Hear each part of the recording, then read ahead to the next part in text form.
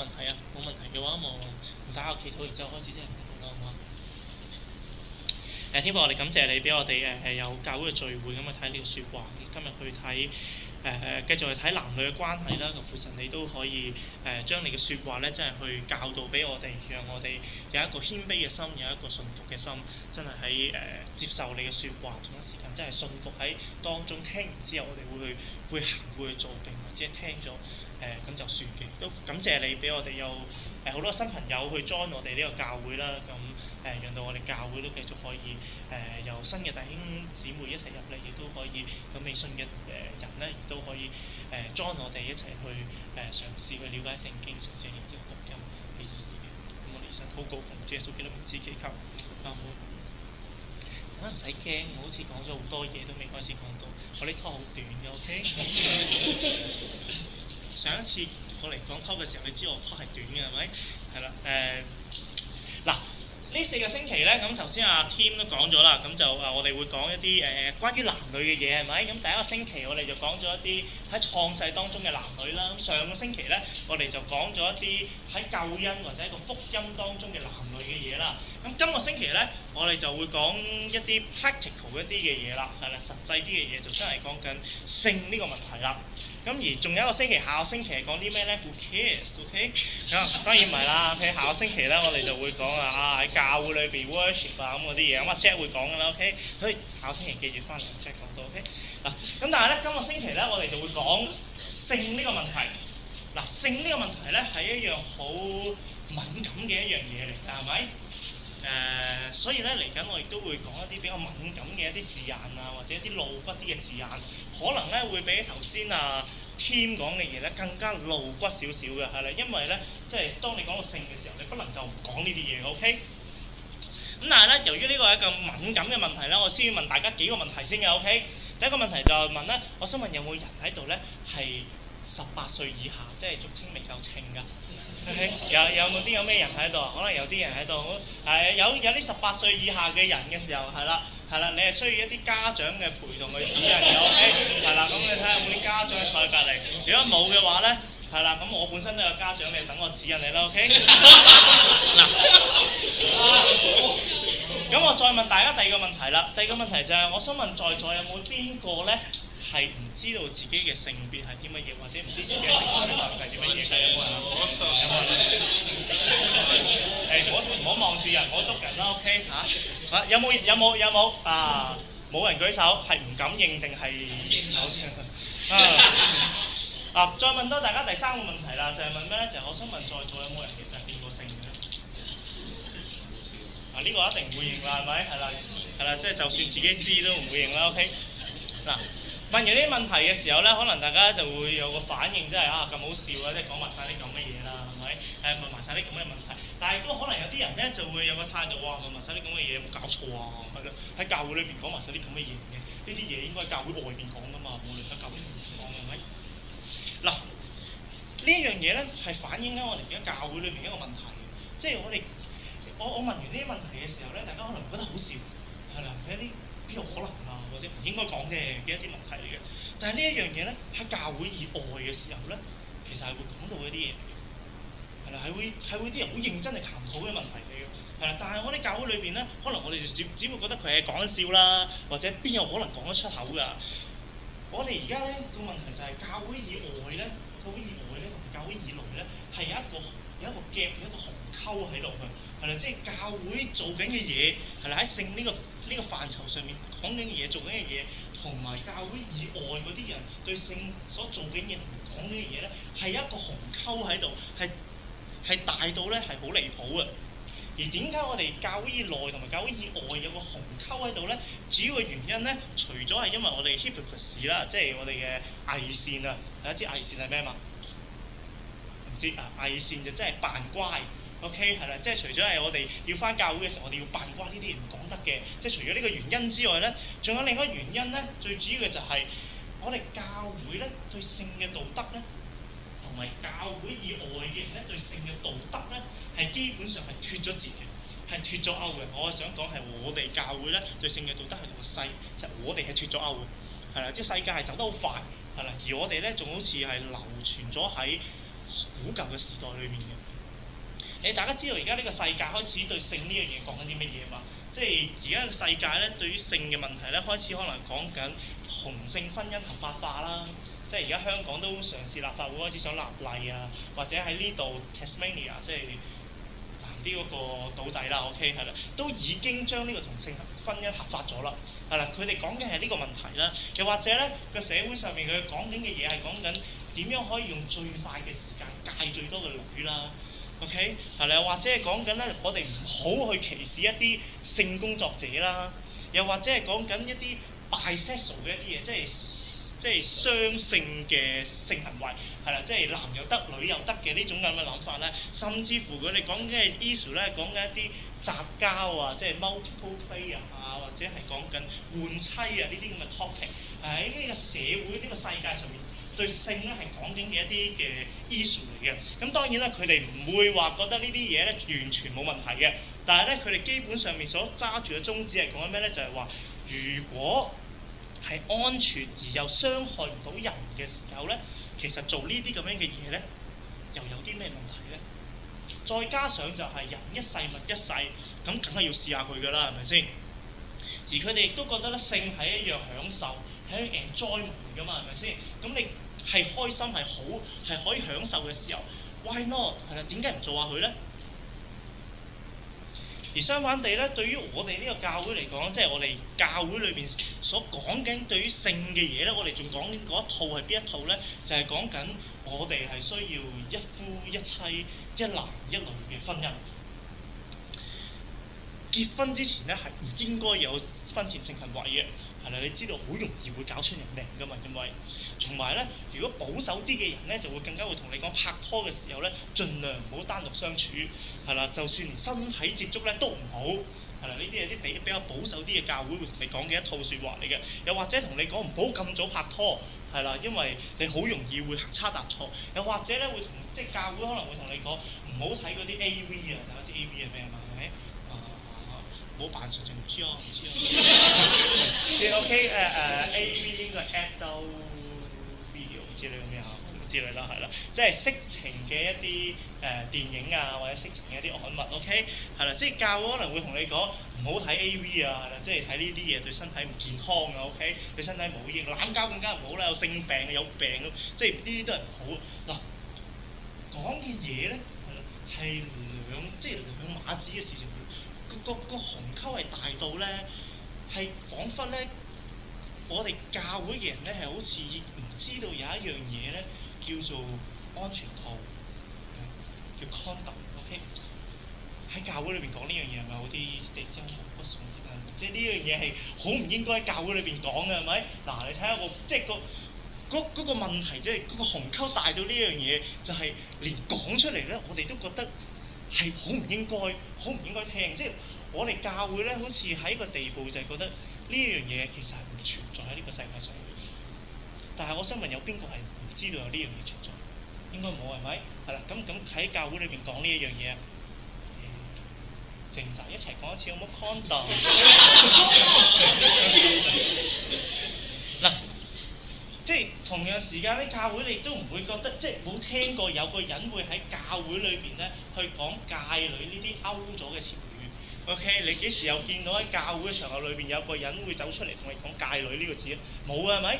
係啦，即係嗰個鴻溝咧，係彷彿我哋教會裏邊嘅人咧，係好似係一班咧中世紀係啦幾百年前未進步過，彷彿係唔知道咧有啲嘢咧。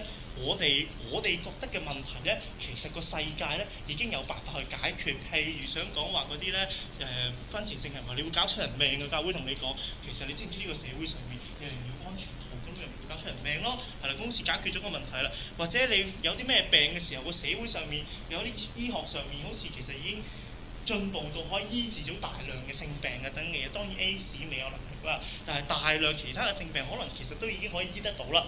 又或者係講緊咩睇 AV 傷身啊，咁呢啲咁嘅道理咧，有啲似係即係阿媽講嗰啲咧，係啦，即係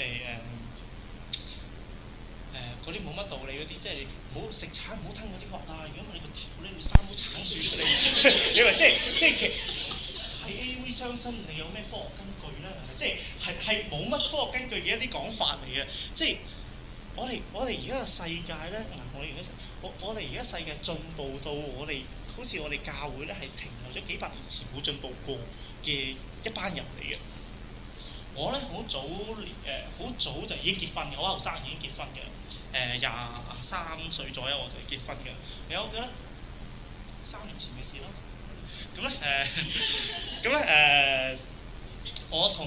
我當年同我阿媽講咧，係啦，我仲記得呢段對話。我同我媽講咧，我媽唔係基督徒嚟 ，OK，講話我想結婚，係啦，同我嗰陣時女朋友係啦，即係我老婆啦，講我想結婚係，咁啊，佢跟住話想捉咁早啊咁等等嘅嘢啦，咁我同佢即係攞性呢一樣同我阿媽講，係啦，即係男大當婚，女大當嫁，咁你即係人大咗嘅時候，你自然會有性慾㗎啦，係咪先？係啦，咁你要解決嘅時候，咁應該係喺一個合理嘅方法裏邊去做呢一樣嘢，係啦。咁我咁同我阿媽講，而我媽點樣覆返我咧？即係同我講一句咩説話咧？佢同我講話同居先得唔得啊？跟住我同我媽講，哇！阿媽你咁冇道德嘅。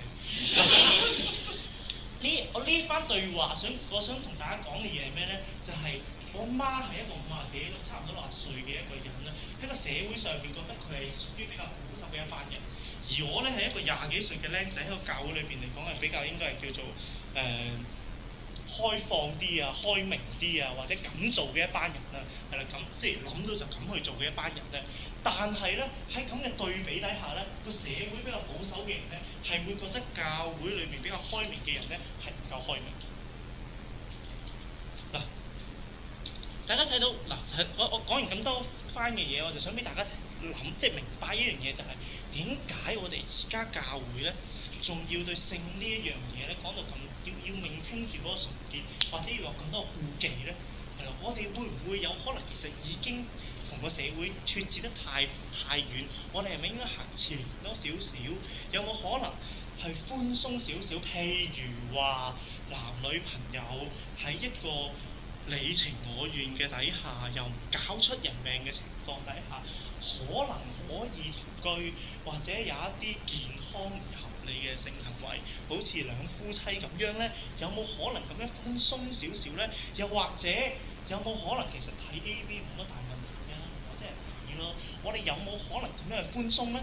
點解我哋教會到而家個社會已經走到咁前啦，我哋都仲依然要有咁多個顧忌，咁需要咁在乎性上面嘅純潔咧？今日最主要就係同大家講呢個問題。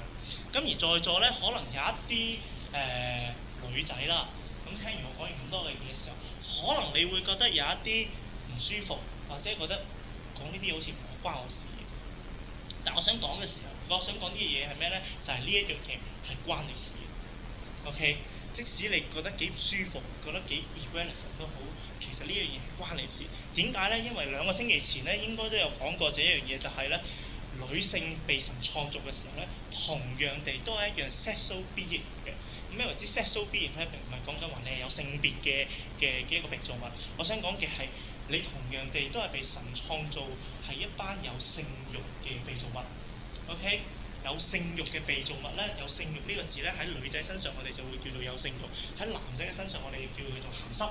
OK， 係啦，咁所以我意思嘅即係我神創造。女仔同樣地都係一班有性慾嘅被造物，所以就係同樣啲鹹濕嘅性造物被造物嚟嘅。OK， 而如果你唔信嘅話咧，我俾一啲 statistic 俾大家，同一時間俾埋一啲嘅出處俾大家。係因為每一次我講呢啲比較敏感嘅 statistic 嘅時候咧，啲人就會問出處喺邊㗎？都唔知信唔信得過啊！其他嘢又唔會咁質疑我喎。咁所以咧，我俾埋個出處大家啦。嗱 direct code 嚟㗎，喺呢個 blog 裏邊。有一個人咧，唔係 Moore College 嘅，有一個人咧，有個女人咧，話佢啱啱喺應該係10年嘅事情啦，就喺自己間神學院裏面做咗個 survey。佢話咧，佢發現咧3個女人裏邊有2個女人咧係有 masturbation 係咩咧？即係手淫或者自瀆，或者係睇 pornography， 即係一啲成人啊，即係3級嘅一啲刊物啊，或者嘅video 咁等之類嘅嘢啦嘅 struggle 係啦嘅掙扎。而一半嗰啲承認自己有 struggle 嘅女人咧，佢哋係唔知道隔離其他嘅女人咧，同樣地都有呢個 struggle 嘅。而而嗰啲 claim 自己係冇 struggle 嗰啲女人咧，有75%嘅人咧，75%嘅女人咧係唔知道側邊嘅人咧係有呢個 struggle 嘅，唔知道側邊嘅女仔係有呢個 struggle 嘅。俾下一個 slide 好嘛？下一個 slide 咧就係另一個就應該係一個美國嘅一個 statistic 啦。佢話咧美國咧有940萬嘅女人咧係會去睇成人嘅 website 嘅，每個月 OK 每個月去睇成人嘅 website，而當中咧甚至會包括埋一啲兒童嘅 pornography 嘅。咁而有13% 嘅女人咧，男仔咧都只不過得20% 嘅啫 OK， 係啦，係承認咧自己喺工作嘅情況底下咧係會去睇呢啲咁樣嘅嘢嘅，而有喺睇呢個 Today Christian Woman 呢個 online newsletter 裏邊有34%嘅人咧係承認咧自己係 intentionally 有意識有目的地去睇呢啲網上面嘅 pornography 嘅 OK。40%嘅女性internet 用家咧有係啦有40%嘅人咧係有呢個 cyber sex behaviour 嘅問題嘅 OK， 即係我相信我哋在座嘅女仔全部都應該係 internet user 啦，係咪？係啦，40%嘅女仔有呢個問題 OK。就俾多一個 statistic 我好嘛？俾多一個係啦。咁另一個呢個就係06年嘅 statistic 啦，就係咧有。所有 Christian 裏邊咧有一半嘅 Christian 咧係男性咧係承認咧自己係有 pornography addiction 嘅問題嘅，係啦上癮嘅問題嘅，而女性咧都有2成 ，OK， 即係講緊咩咧？即係5個女仔咧就有1個有呢個問題。我睇下啊，係啦，我見到呢度有5個女仔喺度啦，係啦，5個女仔入邊有1個問題 ，OK。當然我唔係要大家去估究邊個女仔啦 ，OK。我想講嘅嘢係咩？我想講嘅嘢係咩？我想講嘅係，如果你喺一個教會嘅 context 底下同人傾偈，而嗰一日你同咗5個女仔傾偈嘅時候，嗰個代表緊咧可能有1個係呢個咁樣嘅問題。而呢，我想講嘅就係你要知道呢一樣嘢係緊貼到你哋嘅女仔係幾 close 嘅一樣嘢。所以唔好覺得呢一樣嘢咧係唔關你事，呢一樣嘢咧只不過喺男仔嘅 context 底下同女仔嘅 context 底下嘅 expression 有唔同。女仔咧就會覺得呢一樣嘢係唔俾人知，係啦，亦都覺得其他人唔知，嗱收埋唔講嘅一樣嘢。但係男仔咧就會覺得呢啲咧係可以攞嚟肯叻而威嘅啲，所以大家都知嘅嘢。OK 係啦，咁所以咧唔好覺得係啦，女性唔好覺得呢一樣嘢唔關你事。係啦，可能你而家呢個年齡咧，未去到有呢個咁嘅困擾或者有呢個問題，但係咧總有一日咧，你可能就要面對呢一樣嘢。就等於我哋男仔咧，係啦，3歲嘅時候性係咩？我梗係唔理啦，係咪先？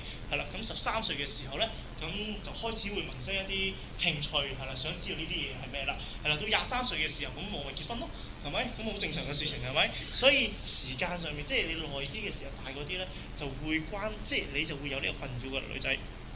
咁翻我哋一開頭第一個問題先啦嚇，係啦，就係點解教會會覺得性嘅純潔係咁重要嘅一樣嘢？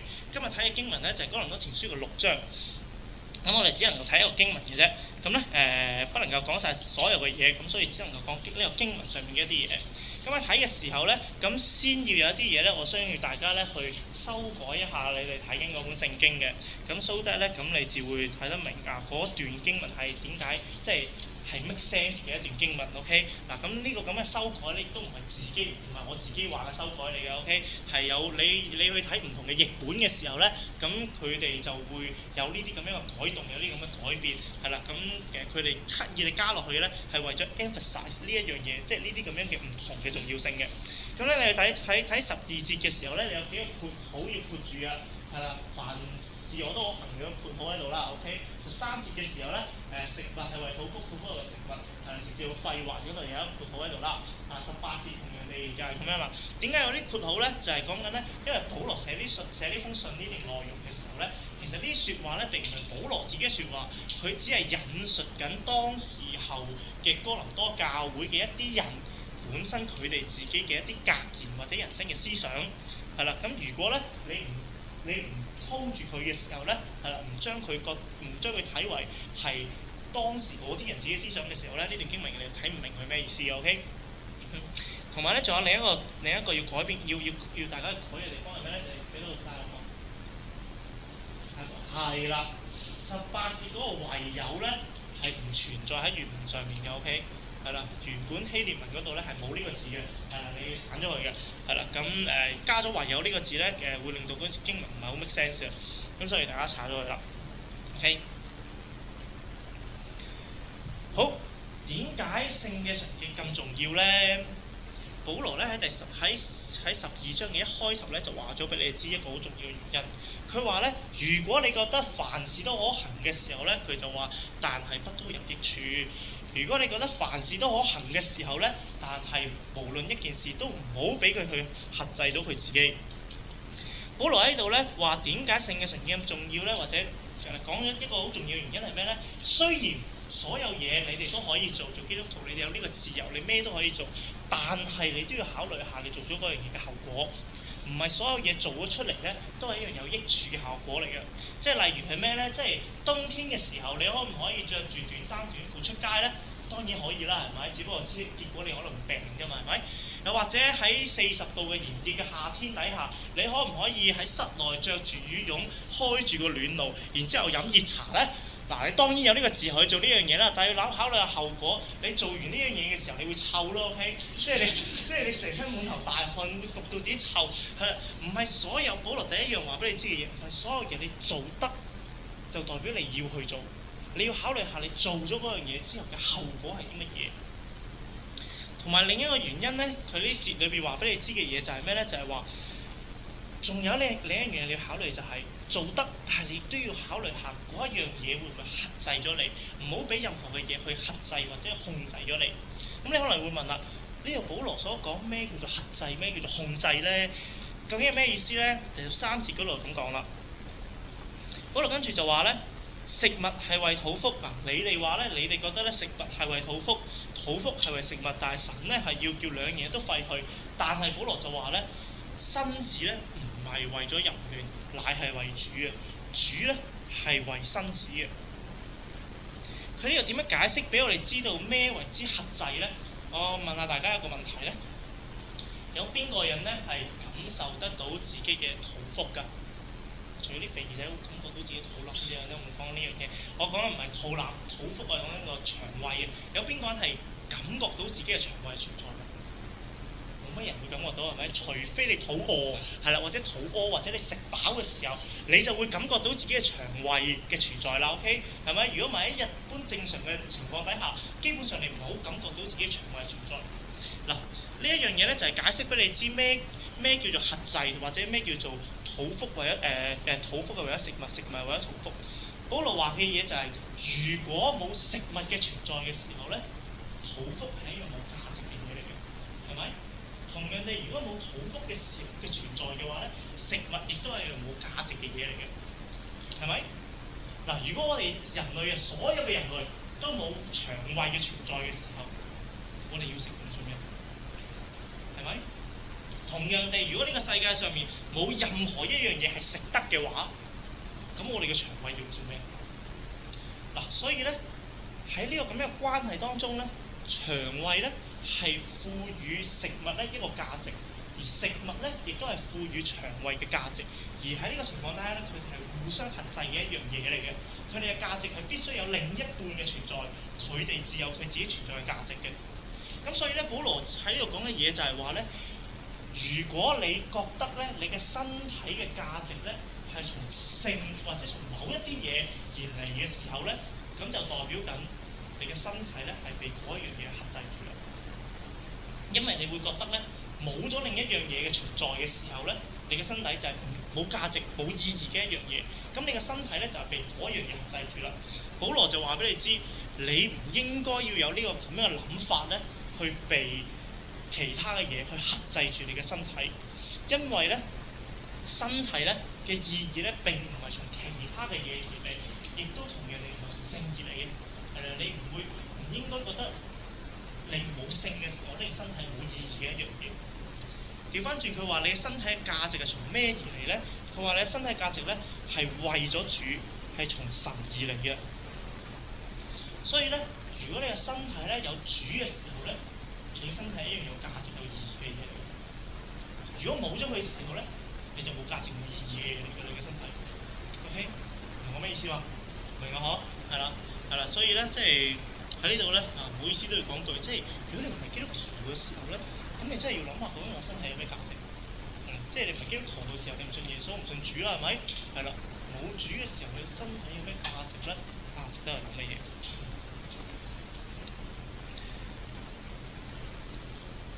係啦，跟住咧佢就話咧，如果咧你哋有人覺得咧，OK，咁就算我身體係唔應該俾其他嘢限制都好啦。咁但係身體最後尾都會毀壞㗎啦，係啦，第13節嗰度講係啦，神係會令到呢啲咁嘅嘢，我哋身體、我哋腸胃，所有有形質嘅嘢都會毀滅㗎嘛，係咪？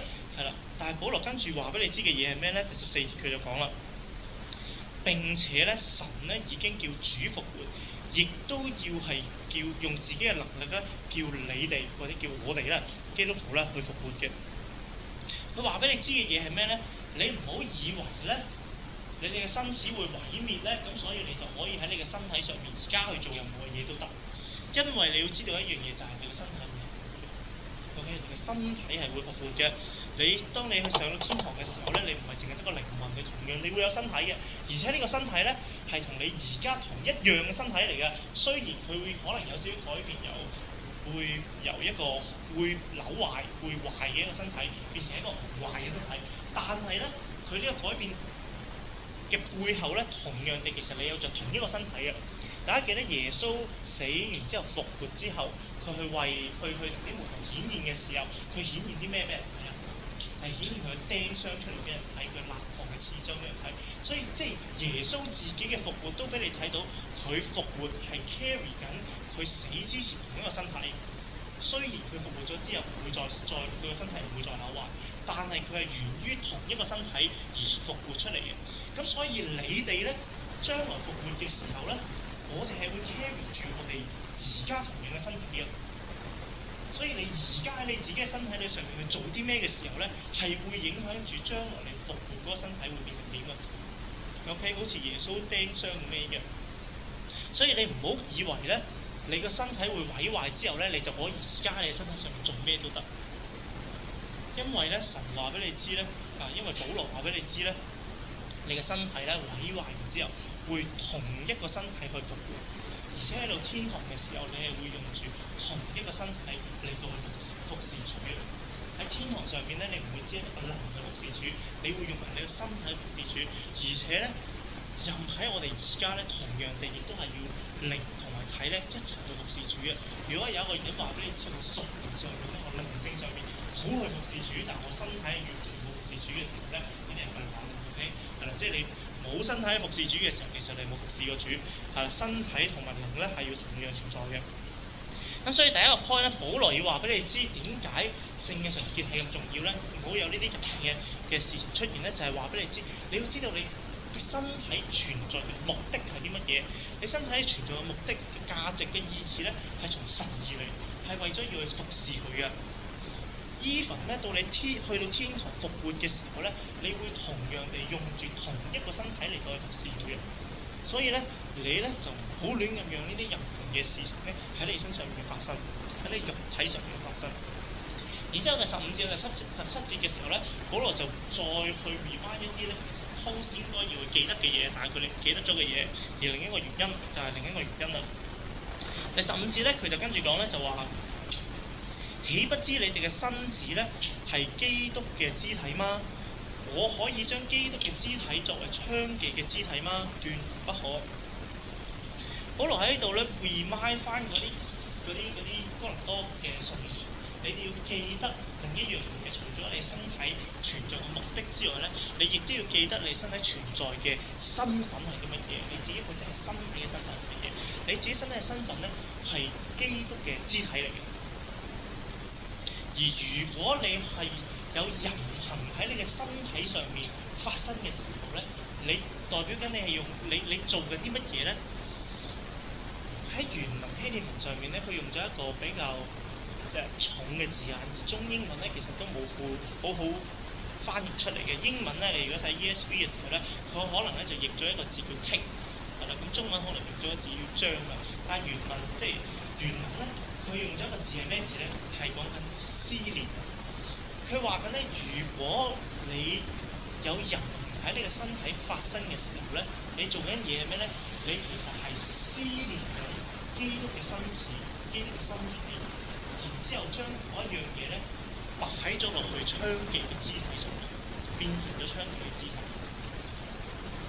個娼妓無論係男定女啦 ，OK， 係啦，你係撕爛咗，可能劃咗成啲基督嘅眼，或者撕裂咗基督嘅手或者腳咧，扯咗出嚟，然之後懟咗落去個娼妓嘅身體度，變成咗佢嘅肢體。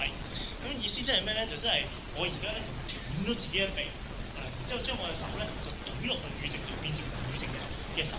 OK， 你如果有人去發生喺你身體上面嘅時候咧，其實就做緊呢樣嘢。當然，我唔係話同你淨係娼妓咁啲嘢。OK，唔好 misread 我。OK，我即係講緊嗰個暴力啊，係啦，佢所做嘅一樣嘢就係呢一個咁樣斷一臂，然之後懟落你個身上面嘅一樣嘢嚟嘅。咁而可能啲人就會問啦，有冇咁嚴重啊？或者有冇可能啊？我有冇可能撕裂基督嘅身體，然之後變成咗係一個娼妓嘅一個肢體啊？你睇下第16節保羅講啲乜嘢？如果你覺得冇可能唔係咁嚴重嘅時候咧，16節保羅就話：豈不知與娼妓聯合嘅，就係與佢成為一體，因為主說義人要成為一體。保羅喺度話你知係有可能嘅，係咁嚴重嘅，因為係主説義人要成為一體。呢一個説話究竟點樣演繹咧？我唔理嗰啲啲人而家嗰啲社會學啊嗰啲嘅嘢話你哋兩個人有成為之後咧，就會有好多好堅情、好親密嘅情感上面聯繫啊，或者等等嘅嘢啊，即係一啲社會學上面嗰啲 term 啊等等嘅嘢啦，係啦，即係我唔理嗰啲係啦，因為你就算講嗰啲咧，咁另一堆人咧就會話，而家有好多 counseling 可以幫你解決呢啲嘢㗎，咁又或者係如果我嫖妓嘅時候啊，係啦，咁我完全唔理嗰個女人嘅死活，係啦，我完全同佢情感上面冇聯繫，咁咪冇關係咯，我唔理嗰啲嘢 ，OK？ 呢度咧，保羅最重要講嘅嘢咧，第一我唔認同。即係我唔覺得保羅係講緊呢種屬事，可能係啲社會學上面嘅問題嘅 issue 啦。我覺得保羅喺度講嘅嘢係講緊咩咧？佢最重要嘅係講緊呢一樣嘢係主説嘅意思，就真係咩咧？呢一樣嘢無論你幾唔覺得、唔相信、唔接受佢係咁樣都好啦，但係咧神係承認咗你哋係義人成為一體。所以就算你講到話我去嫖妓，完全唔理會對方嘅感受，將來完全同佢冇關係，係啦，我唔覺得我同佢成為一體都好啦。無論你幾唔覺得都好啦，但係保羅喺度話俾你知，神嘅眼裏面係承認咗你已經同呢個娼妓咧係成為咗一體，係有咁樣嘅嚴重性喺度，係有咁嘅可能性喺度。當然啦，呢一樣嘢唔等同於婚姻咯。喺呢句説話唔等同於婚姻係啦，呢一樣嘢。婚姻咧係講緊你喺神嘅面前去 say 咗個包一個承諾係啦，你令到你兩個人咧以後成為一個家庭係啦，即使你冇性嘅關係都好啦，你哋都係一個家庭 OK 係啦，咁所以呢句説話有性嘅性行為唔代表就唔代表有婚姻喺度 OK 係啦，但係咧呢度好重要嘅就係要話俾你知，保羅要話俾你知。你如果覺得冇可能，唔接受得到呢樣嘢，唔覺得呢樣嘢發生都好啦。但係保羅話俾你知，係會發生，係有咁嚴重，因為神係已經係承認咗你同呢個娼妓係成為咗一體。所以咧，保羅就話咧，你哋嘅身體，你要記得你身體本身嘅身份係基督嘅肢體。如果你哋因為呢啲淫行發生嘅時候咧，咁你所做嘅嘢咧，就係撕裂緊基督嘅肢體，然之後將呢一樣嘢變成咗呢個奸夫淫婦嘅肢體喺度噶啦。然之後第17節咧，保羅再提醒佢哋多一樣嘢，就係咩咧？就係話咧，但係與主聯合嘅係與主成為一靈。嗱，呢一度咧，保羅咧，你睇第16節同第17節嘅時候咧，保羅咧係做緊一個對比喺度嘅。一個咩對比咧？就係你同娼妓聯合同你同主聯合嘅一個對比。當你同娼妓聯合嘅時候，你成為一體；而你同主聯合嘅時候，你成為一靈。佢 rewind 翻你一樣嘢，就係你同主聯合咧，你係成為一靈，唔單止成為一體嘅。呢一個比較重要性係咩咧？就係話俾你知，你嘅身體嘅呢個關係咧，成為一體嘅呢個關係咧，係一個短暫嘅關係嚟嘅。就好似我哋而家地上面人，即係男女之間、夫妻之間嘅婚姻咧，只係一個短暫嘅關係嚟嘅。耶穌都講到我哋喺天堂嘅時候，就好似天使一樣，係冇嫁娶，係啦，冇婚姻咁嘅嘢。所以我哋呢啲咁嘅關係咧，只係一個短暫嘅關係。但係咧，你同基督嘅關係咧，嗰個婚姻咧係一個成為一體嘅關係嚟，係一個永恆嘅關係嚟嘅。咁所以咧，佢就係擺出嚟呢兩樣嘢俾你比較，俾你揀啦。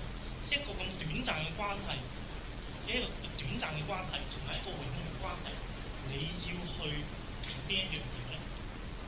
即使你覺得我對呢一個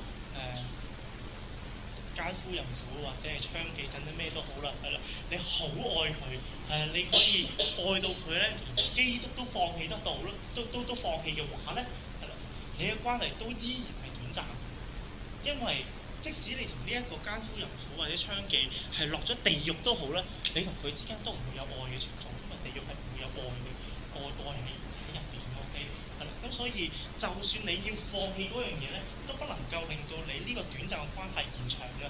咁既然係咁嘅時候，你要揀呢一樣咧？保羅同你講呢一樣嘢，所以保羅喺呢度咧就係話俾你知，你要記得你自己嘅身份，你記得你同基督係有一個聯合咗一個永恆嘅生命，係永恆關係喺度嘅。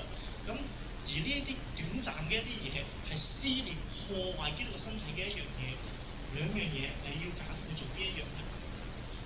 第三個原因，保羅再去講嘅就係第18節嘅第20節嗰度啦。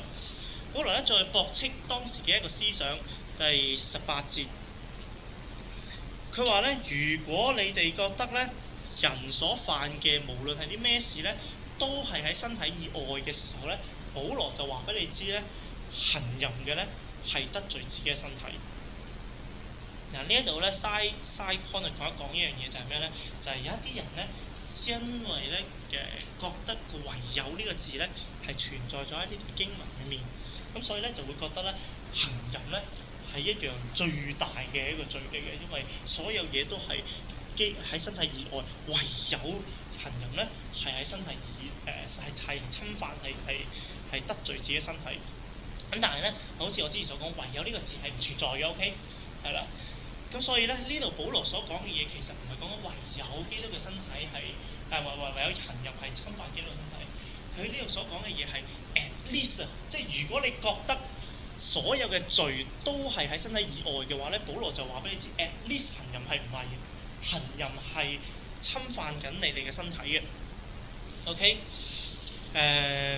咁所以咧唔好覺得行淫咧係一樣最大嘅一個罪惡啦，係啦，或者係比其他嘅罪更加破壞性等等嘅嘢，係啦，唔係真係咁樣嘅意思嘅呢度，係啦，咁所以保羅咧就話俾你知咧，你唔好覺得而家所有犯嘅罪咧都唔牽涉到你嘅身體。保羅話起碼行淫呢樣嘢係會得罪你嘅身體，咁你可能會問啦，咁我點得罪？即係我行淫點樣去得罪我嘅身體咧？19節佢跟住話俾你知啦，豈不知你哋嘅身子就係聖靈嘅殿嗎？嗱，佢喺度話俾你知嘅嘢係咩咧？就係咧，你哋嘅身體係聖靈嘅殿，聖靈係住喺裏面嘅。我冇讀漏啦，等我睇下先。係啦，我應該讀長少少。豈不知你嘅身子咧係聖靈嘅殿，係呢個聖靈係從神而嚟，住喺你哋裏頭嘅。佢喺度話俾你知。你哋身體咧係聖靈嘅殿，佢住喺裏頭嘅。你嘅身體，所以佢話俾你知，你嘅身體咧係有一個超然聖潔嘅一個地方嚟嘅，係一個好神聖嘅一個地方嚟嘅。而喺呢個咁神聖嘅地方底下咧，你竟然帶一個淫亂嘅人，而喺裏面做一樣淫亂嘅事情咧，你就真係喺度得罪緊呢一個神聖嘅地方。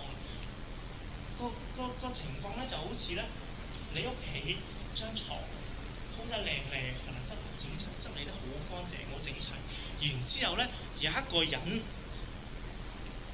着住一對充滿住污泥嘅鞋，然之後踩上你張床上面，然之後仲要喺上面食雪糕，滴到周圍都係。OK，咁喺呢個咁嘅情況之下，你嘅反應係咩咧？梗係火到嚟啦，係咪？嗱，呢個就係嗰個即係咩為之侵犯我哋身體，咩為之得罪我哋身體，就係呢樣嘢。如果你唔知道你自己身體嘅超然性嘅時候咧，你做呢啲咁嘅污穢嘅事情咧，你唔會覺得呢一樣嘢咧係侵犯你嘅。但係當你明白得到你自己身體係一個咁超然、咁神聖嘅一樣嘢嘅時候咧，嘅情況就真係好似嗰一個你無啦啦點解要帶一個咁污糟嘅一個人，然之後踩上你張床，仲要做咁多污糟嘅嘢喺你張床上邊，你嗰條火真係即係上啦，係咪？係啦。所以保羅話俾你知，你嘅身體係好矜貴嘅一樣嘢嚟，所以唔好去做一啲嘢去糟蹋、去踐踏你嘅身體。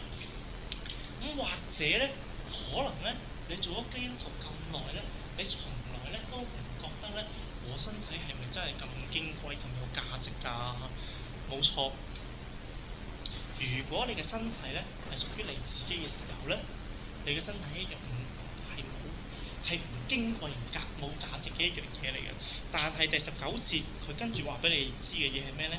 佢話並且你哋並唔係自己嘅人，你哋並唔係屬於自己。基本上呢句説話咁嘅意思，你哋係唔係屬於自己嘅？因為你哋係用重價買翻嚟嘅。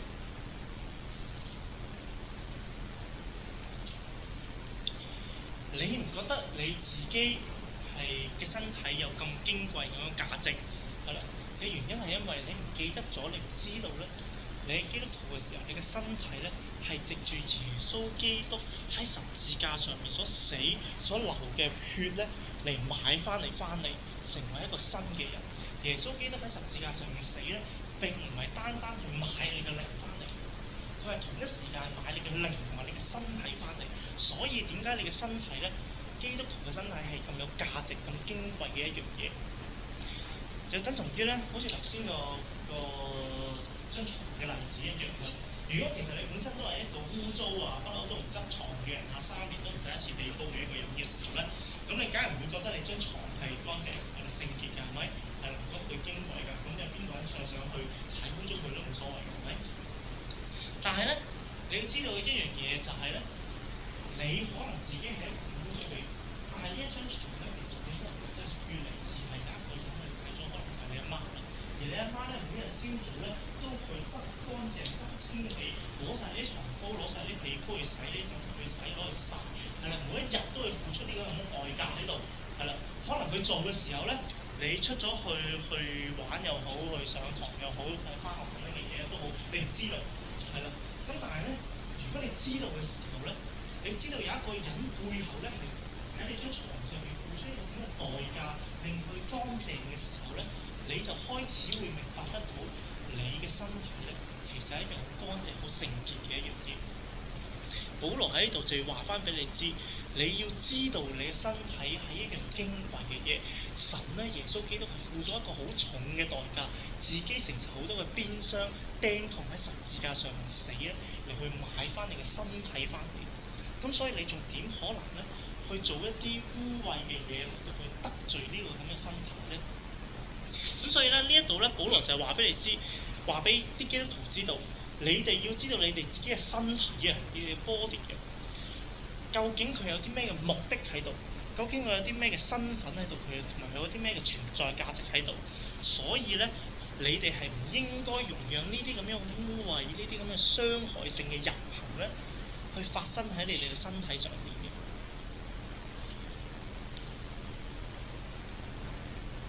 咁咧，所以嗱，保羅咧講咗好多嘅原因俾我哋知道咧，點解淫亂呢樣事情咧係唔應該發生喺我哋身上面咧？咁咧，我想同大家講嘅嘢就係咩咧？所以咧，我哋基督教，我哋教會裏邊咧，並唔係好單純地只係停留咗喺幾百年嘅世界裏邊，唔理會呢個世界上面所有嘅嘢咧，然之後咧就話性嘅純潔好重要嘅一樣嘢。調翻轉咧，基督教我哋教會裏邊只係一班咧，即係聖經入邊所講嘅嘢咧，只係一樣咧好唔單純嘅一個原因去話俾你知咧，性嘅純潔係一樣好重要嘅嘢。因為你睇到佢俾咗一啲好重要、好謹慎嘅一啲原因俾你知，點解人係不能夠存在。調翻轉咧，個世界係調翻轉係冇理會到呢啲咁嘅原因，係啦，反而係錯信咗一啲唔同，即係荒謬嘅一啲道理咧，然之後話又唔係呢啲嘢有乜所謂？所以大家要明白一樣嘢就係、並唔係一啲單純嘅人咧，至會唔犯奸淫。係啦，調翻轉咧係一啲單純嘅人咧，錯信咗呢個世界嘅一啲謬論咧，然之後佢只會覺得性嘅純潔係唔重要，然之後犯奸。OK， 明白我咩意思嘛？係啦。咁而家保羅喺呢度話俾我哋知咧，所以我哋就唔應該有呢啲嘅呢啲淫亂係發生喺我哋身上面。然之後佢俾咗兩個。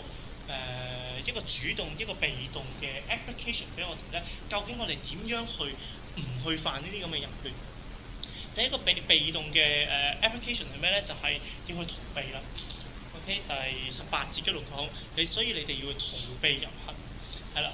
而大家知道逃避呢個字係咩意思嘛？flee 係啦，逃避呢個字係咩意思啊？即係如果有啲嘢咧喺你身邊，輕輕地去閃過掠過嗰啲咧，嗰啲唔係叫逃避。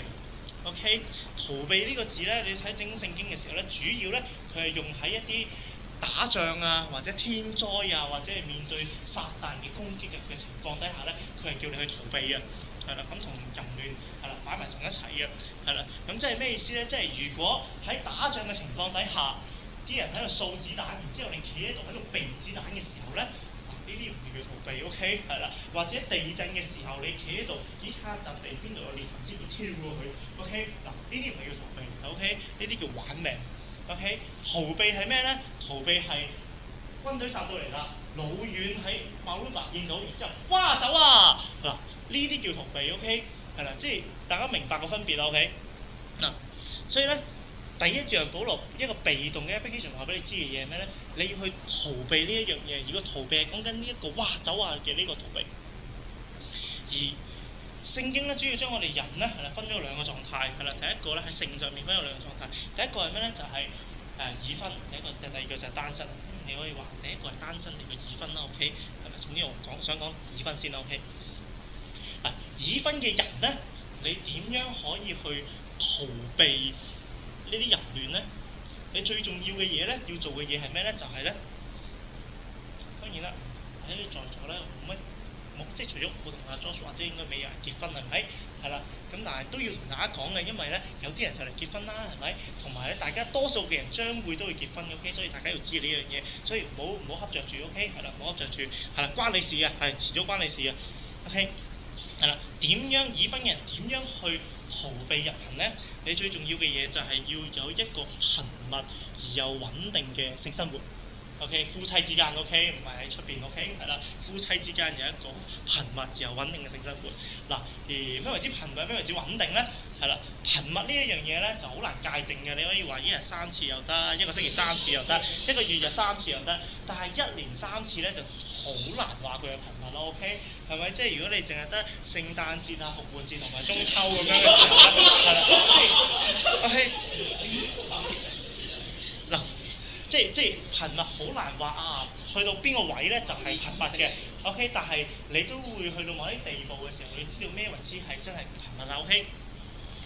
而穩定係啲咩咧？穩定係咩意思咧？就即係話，如果有一日即係結咗婚嘅話啦，係啊，你做老公或者老婆嘅時候咧，有一日你喺公司又好，或者屋企喺度做監護等等嘅嘢都好啦，然之後突然之間發現醒起一樣嘢，咦，好耐冇同我老公或者好耐冇同我老婆咧有事情發生嘞喎。咁咧，我就應該係要揾啲嘢搞下啦 ，OK， 係啦，係啦，呢個就要即係穩定啦，係咪？即係如果太耐覺得啊，已經有段時間係冇性生活發生嘅時候咧，咁就開始真係唔好穩定啦嗰樣嘢。咁咧，即係你係需要呢一樣嘢嘅。如果即係將來你結婚啊咁樣嘅時候，你要知道你婚姻裏面係需要呢樣嘢嘅原因係咩？你要知道咧，呢個世界有好多娼妓啊，或者奸夫淫婦咧，係傍住一個門口候住你嘅老婆老公 ，OK， 係好多呢啲嘢發生嘅。咁如果咧你嘅態度係話咧，我信得過我老公嘅，或者我信得過我老婆嘅，佢係一個好純潔或者係好專一嘅一個人嚟嘅。咁嘅時候咧，你做緊嘅嘢就唔係逃避啦，你就開始喺度閃緊子彈啦。OK，係啦，你做緊嘢即係咩咧？就即係你容讓你自己嘅老婆老公咧出去，然之後俾啲蛇蟲鼠蟻喺佢身上面躝。係啦，然之後我信得過佢嘅，唔會有事發生嘅。OK，係啦，呢一樣嘢咧就已經唔再係逃避啦。OK，已經係避緊子彈玩緊命啦。OK，咁而對於單身嘅人咧，係啦，你點樣去被動地去唔讓呢啲嘅情形去發生咧？第一樣你要知道嘅嘢係咩咧？呢一樣嘢咧唔係好多人會去講咁樣諗啦，或者未必有啲人會接受呢一樣嘢，但係我係覺得咁樣諗係合理，都係聖經嘅諗法嚟嘅。第一樣你要知道嘅嘢係咩咧？單身嘅人你要知道，拍拖唔係一個狀態嚟嘅。OK， 拍拖只係一個活動，一個 activity。OK， 我意思係咩咧？即係你唔好覺得你自己拍咗拖之後咧，我就唔再係單身，我就進入咗另一個狀態。係啦，唔係啊！你拍拖你其實都係喺一個單身嘅狀態，所以你 concern 嘅嘢咧，同一個冇拍拖嘅單身嘅人咧係一樣，只不過咧你喺呢個情況底下咧，兩個單身嘅人做緊拍拖嘅 activities。OK， 有分別㗎。OK， 係啦，之後我就會解釋呢一樣嘢點解有分別啦。咁所以咧無論你拍拖唔拍拖都好，其實你喺聖經裏面咧都睇你，只不過係一個單身嘅人，你需要考慮嘅嘢都係同一樣嘢。而單身嘅人點樣去逃避入行咧？最主要嘅 principle 就係咩咧？就係令到你所有嘅 activities 咧都係 accountable。係啦，因為 accountable 咧，我諗到個中文係咩？總之即係所有你嘅活動咧，都係可以令到另一個人咧係可以清晰地去知道、去了解入邊發生緊啲乜嘢嘅。OK， 所有嘅活動，即係譬如係啲咩咧？就即係譬如咧，包括埋你每日喺上網嘅時候 ，internet 上面你做緊啲乜嘢啦？係啦，你要俾晒你要俾一個人啊，你唔需要俾所有人知道，但起碼你要俾一個人咧係可以知道你每一日上嘅網係上過啲咩網。OK， 如果你能夠做得到呢一樣嘢嘅時候咧，係啦，你就唔會好敢去犯人亂嘅呢一樣嘢，即係包括我所講嗰啲上網睇 AV 啊，諸如此類咁等嘅嘢，嗰啲成人網啊等等嘅嘢啦，係啦，咁所以咧呢個世界上面有好多嗰啲 filter 啊，或者叫 confident eye 啊，即係弱眼啊，係啦，咁係即係存在就係、個 principle 就係呢一樣嘢啦。你有個你裝咗個嘅 confident eye 喺你嘅電腦上面，係啦，然之後呢個 software 咧就會令到你部電腦每一日所有睇過嘅網頁去過啲咩地方咧，都會 send 俾另一個人，係啦，嚟到去睇到你做過啲乜嘢。而如果你有個咁樣嘅人存在嘅時候咧，你唔會好敢喺你嘅電腦上面做啲乜嘢，係咪？同樣地啦，除咗話喺上網呢啲咁嘅 activity 之外咧，你每一日出街去做啲咩咧，你都係需要咧，盡量去令到你做啲乜嘢去俾另一個人知道。即係譬如果你係拍緊拖嘅時候，你出街去見你嘅拖友仔、你男朋友、女朋友嘅時候咧，你將你嘅行程咧話俾另一個你信得過嘅人知道，係啦，話俾佢知今日咧我會去見下邊個，然之後咧我哋1點半到2點至到3點半咧，我會喺邊度喺 East Garden 去睇咩戲等等嘅嘢，你話俾嗰人知道，係啦，你話俾人知道嘅時候咧，你都唔好咁出去嘅時候做啲乜嘢。即係唔會越軌做啲乜嘢，因為點解咧？因為嗰個人咧可能咧係會無聊到，或者佢係關心你啦。OK， 係啦，就係專登咧3點3咧，然之後就去 East Garden 嘅戲院喺度等你哋，睇下你哋係咪真係嗰度做啲乜嘢。OK， 嗱呢一個咧，即係如果你能夠將你所有嘅 activities 咧，都係能夠 accountable 俾另一個信得過嘅人知道嘅時候咧，你就唔會好敢咧。喺你所做任何嘅活動底下咧，有啲咩淫亂嘅事情發生 ？OK， 咁同樣地啦，一啲最私隱嘅地方，譬如你間房啊，或者個廁所裏邊做啲咩咧，你都要將呢啲嘢咧去令佢 accountable 俾另一個人知道，係啦，咁你就唔會好敢你喺你間房裏邊做啲咩，廁所裏做啲咩嘢 ？OK， 係啦，即係啲房門啊，你就拆咗佢啦。OK， 係啦，即係廁所嘅鎖咧，廁所門拆得嘅 OK， 但係如果你夠膽喺廁所嘅時候唔鎖門咧，你都唔好咁喺廁所裏邊做啲乜嘢咯。係啦，即係當然啦，呢一樣嘢你要留意下啦。即係我assume基督徒咧，咁就只係同啲同性嘅即係同一間同屋住啦。OK， 係啦，咁你就會夠膽咁大膽去做一啲嘢啦。係啦，咁如果你係同一啲異性係住喺同一間屋嘅時候咧，即使佢唔係你男女朋友嘅話咧，你都快啲去搬啦。OK，因為咧你好難咧，如果你即係你好難同一個異性同住，而又唔係男朋友女朋友嘅時候咧，你好難將你成日嘅事情咧去accountable俾另一個人知道，去同人講我今日咧幾點就會見我同屋等等嘅嘢，係啦，呢啲嘢你好難去做得到嚟去避免入行呢一樣嘢。OK， 尤其是咧，即係大家係留學生，去到外國又冇屋企人去管住你啦，又同一時間咧係好想有啲人咧去陪住你啊，或者一齊去經歷呢段時間嘅時候咧，好容易會同啲異性嘅同工咧發生啲咩關係嘅。OK， 咁當然啦，頭先講到屋企打間房啊，或者廁所嗰啲嘢嘅時候咧，大家可能都開始有啲人咧，尤其是男仔會諗到究竟房同埋廁所可以做啲咩淫亂嘅嘢啊 ？OK 係咪？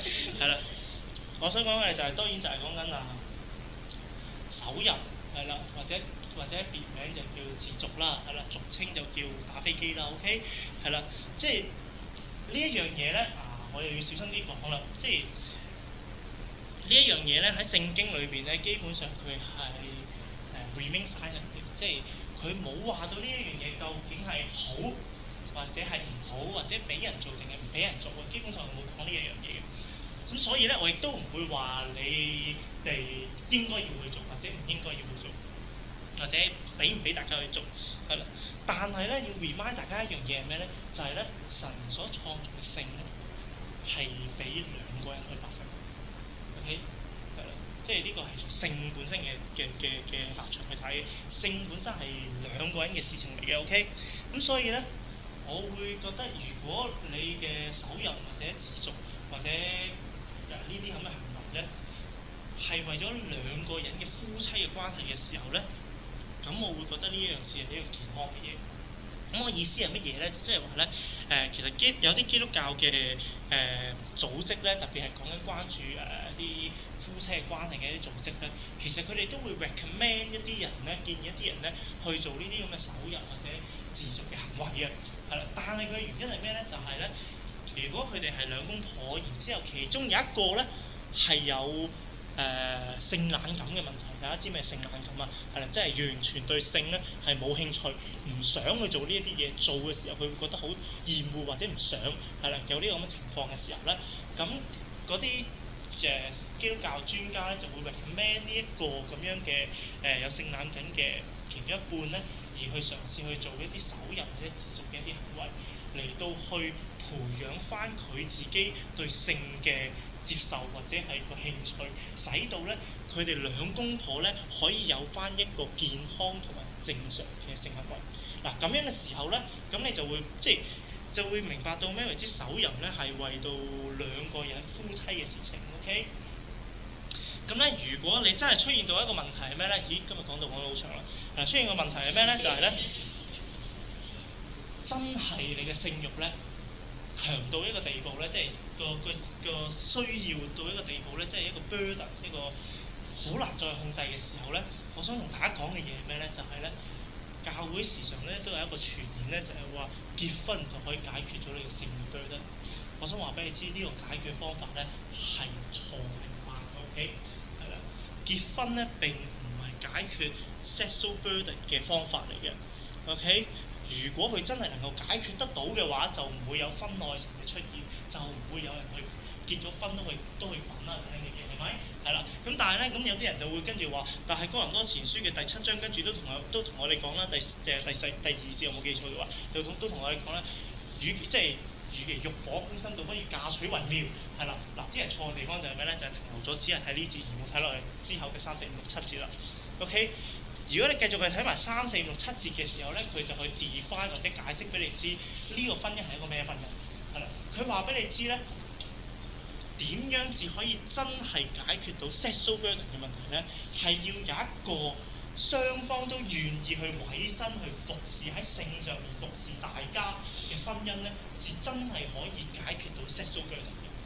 即係咩意思咧？就即係你睇跟住落去嘅時候咧，佢話俾你知，你要知道老公嘅身體唔係屬於自己而係屬於個老婆，老婆嘅身體唔係屬於自己而係屬於老公。所以咧，當個老公有性需要嘅時候，個老婆願意用佢嘅身體去服侍佢；而同樣地，當老婆有性需要嘅時候，個老公願意用佢嘅身體去服侍佢。even 佢哋自己幾唔想都好。OK。而係呢一個咁樣願意去服侍、願意委身嘅婚姻咧，至真係能夠去解決 sexual burden 嘅問題嘅。OK， 所以唔好覺得咧我真係有一個好大嘅性嘅需要，所以我就結婚結婚就可以解決所有嘅問題，係幻想嚟嘅。OK， 係啦，如果你嘅婚姻係冇呢一個咁樣嘅愛呢個咁樣嘅服侍嘅態度喺入邊嘅時候咧，嗰個婚姻其實唔係真係可以解決到你嘅 sexual burden， 而係 the end 可能你就會出現一啲婚外情等等嘅嘢，至會出現嘅。OK， 咁咧而主動嘅application 係咩咧？就比較短啲啦，就係最後尾嗰句啦，第20節嗰度最後尾講，所以保羅就話咧，你要用你嘅身體、你嘅身子咧嚟到去榮耀神，係啦，佢嘅意思就即係咩？所以咧你每一件事去做嘅時候咧，你都要諗下究竟我點樣去用我嘅身體，究竟有啲咩 plan 去做呢一樣嘢。同樣地，已婚嘅人、結咗婚嘅人咧，到你結婚嘅時候咧，你要記住每一樣你要做嘅嘢，係啦，你都要諗究竟我做呢樣嘢嘅時候，我用我嘅身體有啲咩目的喺入邊，係啦，我咁樣去用我嘅身體嘅時候，點樣去影響住我嘅另一半或者我整個家庭。咁所以咧，即係譬如一啲例子就係、你結咗婚嘅人咧，你哋係需要去 plan 你哋嘅性行為嘅。OK， 你係咧計算呢啲嘅性行為嘅原因係咩咧？因為神咧專登容讓俾你咧去同呢一個人去結婚嘅時候咧嘅目的就係想你用你嘅身體咧去服侍呢個另一半喺性上面嘅性慾，使到佢去聆聽住佢嘅聖潔。呢個係神去俾你嘅身體喺一個結婚嘅情況底下去做嘅目的嚟嘅，咁所以你就要計劃點樣令呢啲嘢發生啦。OK， 係啦，即係如果即係呢啲嘢practical 啲咧，有數得計，大家可以諗下一個星期，如果有即係結婚嘅時候咧，諗下同自己嘅老婆或者老公去計下如果一個星期我哋有3日性，係啦，而一年咧有52個星期，而女仔咧4個星期，有一個星期咧係冇可能有性嘅，係啦，因為月經嘅出現啦。OK， 係啦，咁嘅時候咧，咁即係我一年就最終可以有幾多咧？係啦，即係呢啲嘢係有得計嘅。OK， 係啦，咁。我想講你即係結咗，即係你將來結婚嘅時候咧，你係要去 plan 呢啲嘢發生。如果唔係咧，係唔會發生嘅。你哋嘅性生活 ，OK， 你而家唔信我呢一樣嘢啦 ，OK， 係啦。但係到你結婚嘅時候，你就會相信㗎啦，係啦。你就可能真係會墮落，OK， 即係就會去到一個地步咧，就真係可能1年3次，係啦，都有可能嘅。即係我上年咧先去睇新聞啦，去講一個香港嘅研究咧，係啦，講緊香港嘅結咗婚嘅人，無論係基督徒同埋唔係基督徒，係結咗婚嘅人，佢哋一年係有幾多次嘅性生活，係啦，而香港嘅排名咧，即係佢整個世界香港排名咧係低到咧係好難再低。OK， 係啦，即係我唔係好記得 exactly 啦，係啦，但係咧佢係真係可能低到咧1個月未必有1次嗰啲，係啦，即係所以如果你唔 plan 嘅話咧，係你結咗婚之後咧，可能係真係唔會再有呢樣嘢，但係你依然係一個夫妻咯。OK， 係啦，咁但係如果你唔做呢一樣嘢嘅時候咧，咁 in a sense 你唔係真係用緊你嘅身體嚟到去服侍緊你嘅另一半，去聆聽住佢聖潔，咁誒點解你就唔係真係去榮耀緊神嘅 OK？ 咁而同樣地，你係單身嘅人嘅時候咧，你拍拖嘅話咧，你有拍拖呢樣嘢嘅時候咧，你又同樣地每一次出去見你嘅拖友仔嘅時候，你要計劃究竟你要做啲乜嘢，係啦，唔好因為想去見佢而去見佢。OK， 因為如果你只係想去見佢而去見佢，而且係點解冇嘢做嘅時候咧，嗰陣時咧好容易做一啲唔知應該要即係會做錯一啲嘢。OK， 係啦，咁所以咧你去做拍拖呢個 activities 嘅時候咧，你要 plan 呢個 activities 嘅內容係啲乜嘢，係啦，咁 so that 你嗰次去見佢嘅時候真係要做嗰啲嘢。如果係你諗唔到要做啲咩嘅時候，咁就不要見。OK， 可能係極端咗少少，係啦。但係咧，你要去即係你要避呢一樣嘢啦，同埋你 plan 佢做啲咩嘅時候咧，你去 plan 佢去做一啲榮耀神嘅嘢。係啦，當你 plan 同佢一齊做啲榮耀神嘅嘢嘅時候咧，咁你就唔會做一啲咩越軌嘅事情出現㗎啦。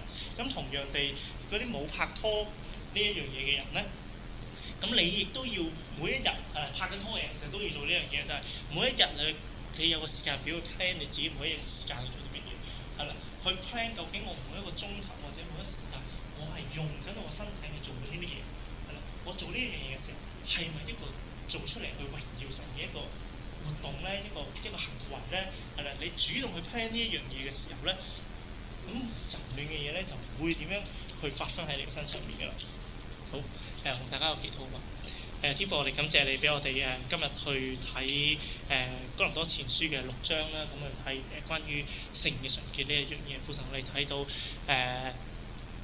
係有好多呢個世界上面好多嘅問題，好多嘅謊言啦，係迷惑緊我哋，覺得話俾我哋知聖嘅純潔係唔重要嘅一啲嘢，係可以隨便去做嘅一啲嘢。